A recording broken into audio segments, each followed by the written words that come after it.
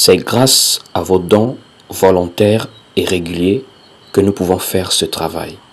Merci à tous.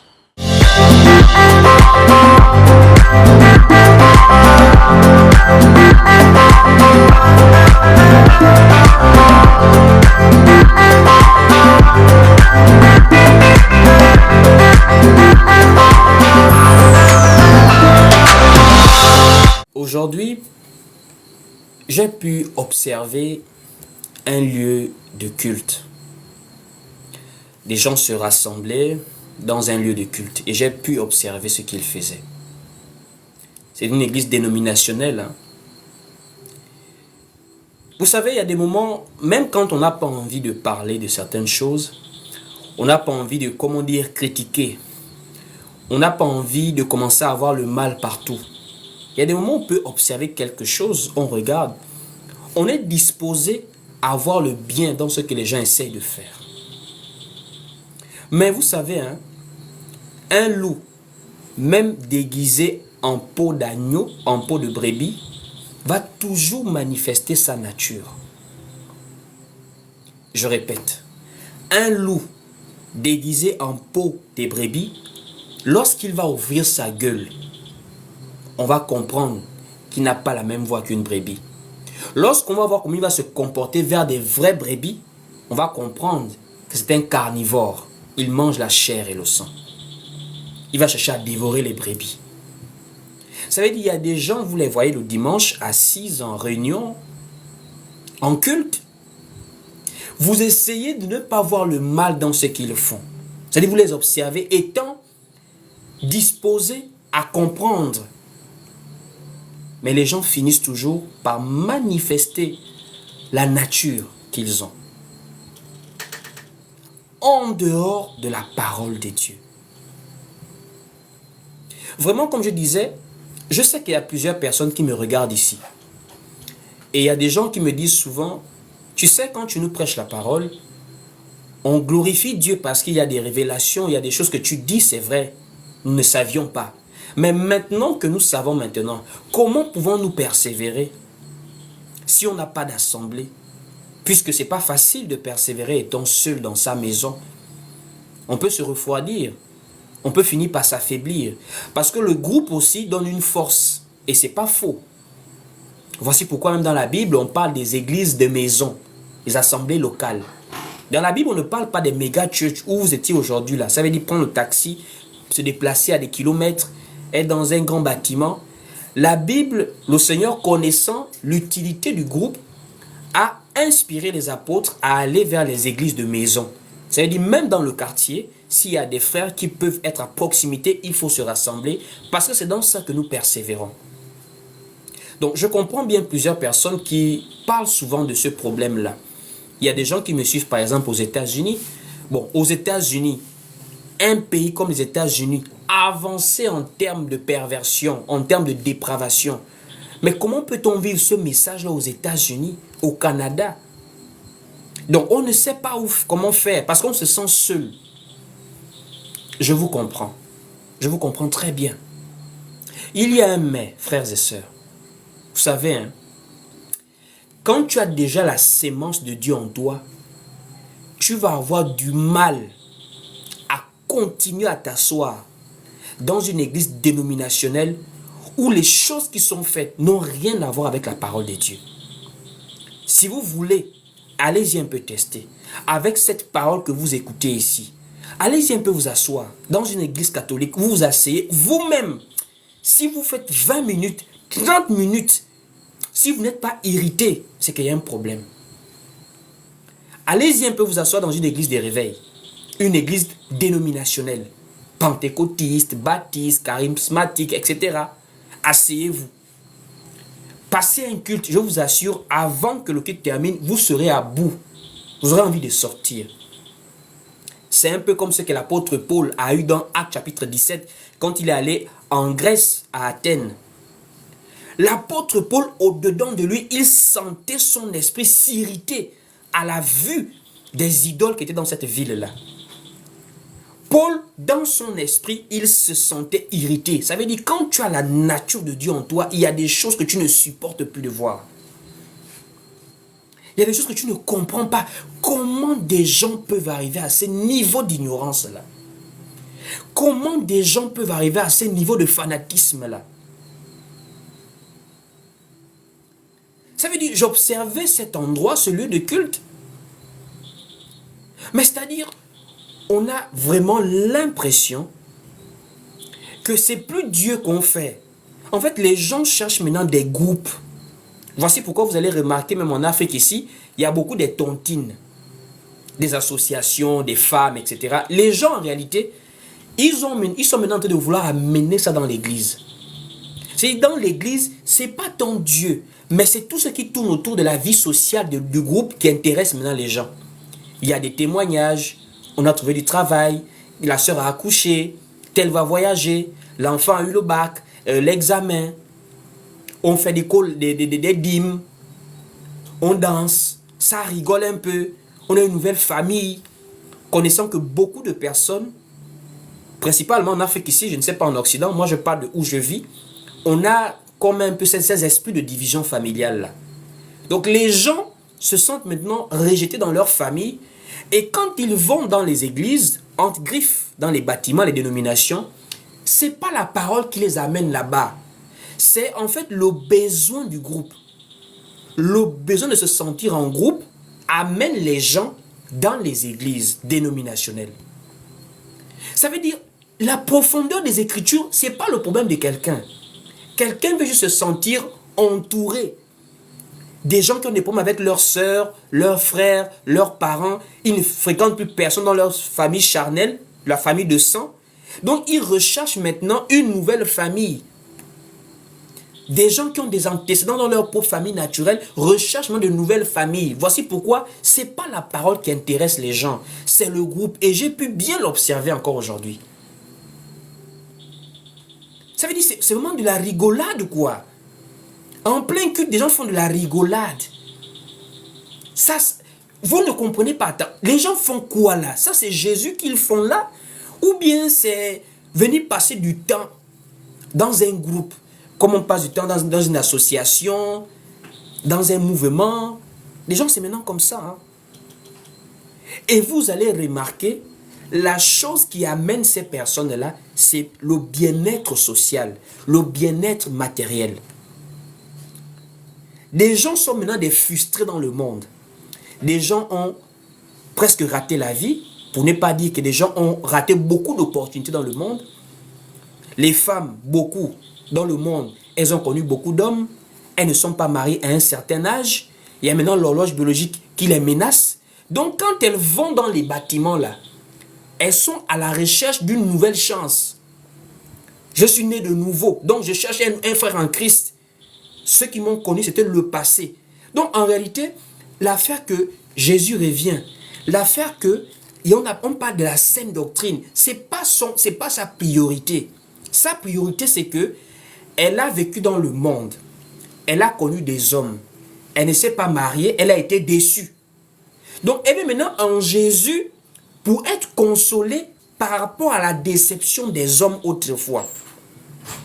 Voici pourquoi vous voyez, des mariages sont rapides dans les églises dénominationnelles. Parce que c'est ça que beaucoup de femmes viennent chercher. Les hommes, pour beaucoup, c'est le travail. C'est dans le monde, ça ne va pas. Des gens ne peuvent pas faire que si j'ai appris et que le niveau, côté d'école, il y a des complications, le chômage, je peux aller dans une école pour apprendre à me lancer dans l'entrepreneuriat, développer quelque chose.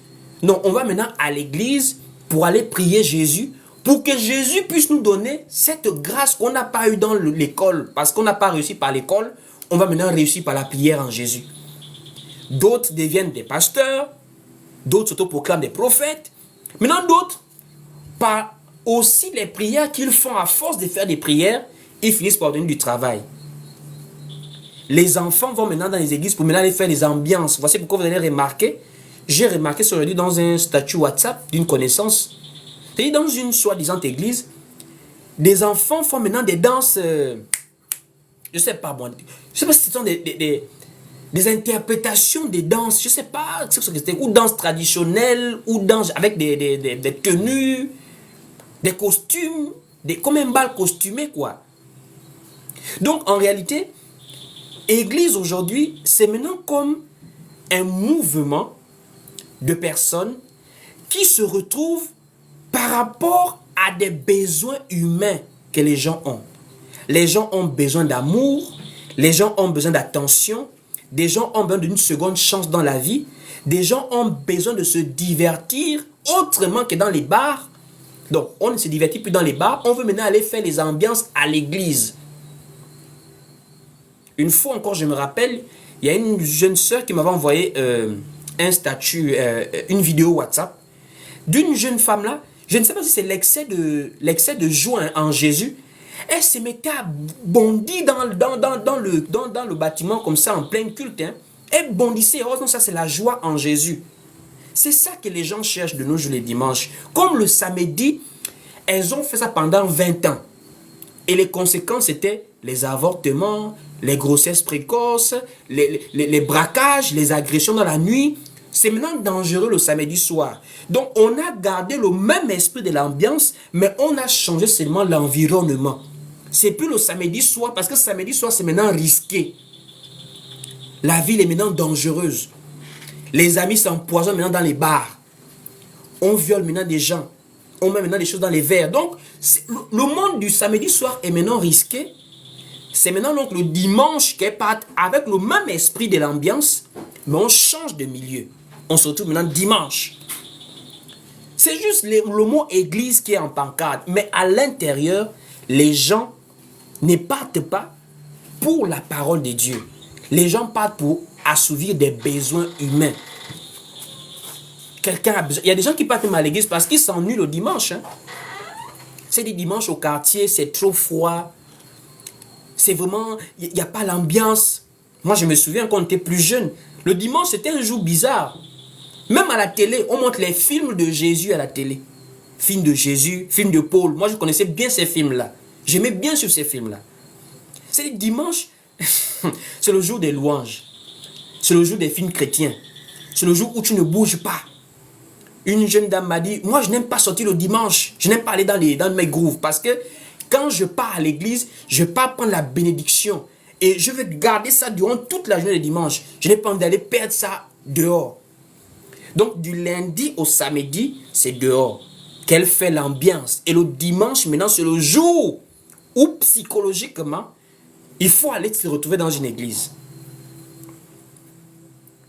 Ça fait tellement mal de voir comment des papas, des mamans, c'est-à-dire des gens qui ont l'air instruits, qui ont l'air réfléchis, mais sont véritablement plongés dans ce moule-là. C'est ce qui nous fait réaliser que ce n'est pas par notre intelligence. Toi qui crois à cette parole que tu écoutes là, ne crois pas que tu es intelligent puisque les autres qui sont dans le catholique romain, protestant, baptiste, non. C'est la grâce de Dieu qui te fait ça. La raison pour laquelle les gens vont se retrouver les dimanches. En réalité, tout être humain est guidé par l'intérêt. C'est pas moi, même les mondains le disent, que l'intérêt guide l'esprit. Si tu veux comprendre les actions d'une personne, cherche à d'abord connaître quels sont ses intérêts dans ce que la personne fait là. C'est une fois que tu comprends les intérêts que la personne a derrière que tu comprends les actions de la personne. Parce que pour l'église, nous là, nous avons une promesse. Nous aussi on a notre intérêt, il ne faut pas se mentir. On a notre intérêt. Mais notre intérêt à nous est différent de l'intérêt de plusieurs personnes. Parce que sans vous mentir, frère, personne ne peut marcher sans objectif dans la vie. Or, l'objectif, ce sont des attentes que nous avons. Ce sont des choses auxquelles nous aspirons. Donc, c'est comme un intérêt qui se développe. Quand toi, tu t'es levé ce matin, tu es parti à l'église. Dis-moi un peu, qu'est-ce qui t'a mené à te lever et aller à l'église ce matin?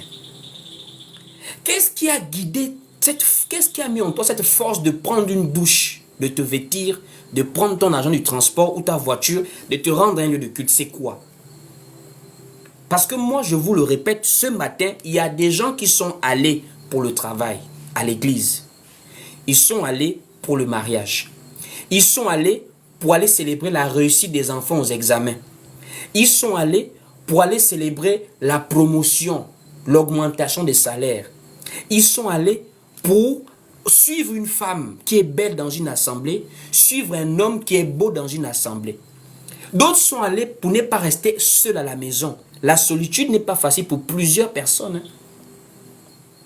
Il y a des gens, vous allez leur dire, pourquoi tu pries dans telle assemblée? Elle ne va même pas prendre la peine d'ouvrir la Bible. Non, là-bas c'est trop loin d'ouvrir la Bible. Non, non, non. Elle va te dire, on m'a fait telle chose là-bas. J'étais en mal, on m'a aidé. J'étais dans une situation, Dieu m'a fait ceci, Dieu m'a fait cela. Elle n'a pas un verset biblique.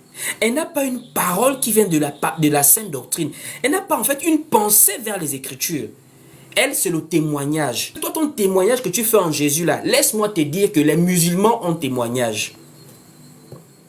Vous pensez que les gens sont dans l'islam ou dans le catholicisme romain ou dans les traditions parce que quoi? Ils sont plus illettrés que nous. Il y a des miracles dans l'islam. Il y a des miracles aux catholiques romains. Il y a des miracles dans la tradition. Bouiti, au Gabon ici, on fait le bouiti. Il y a un miracle dedans là-bas. Quelqu'un va vous dire, moi j'étais malade, je suis allé dans la tradition africaine de mes pères, j'ai trouvé la guérison.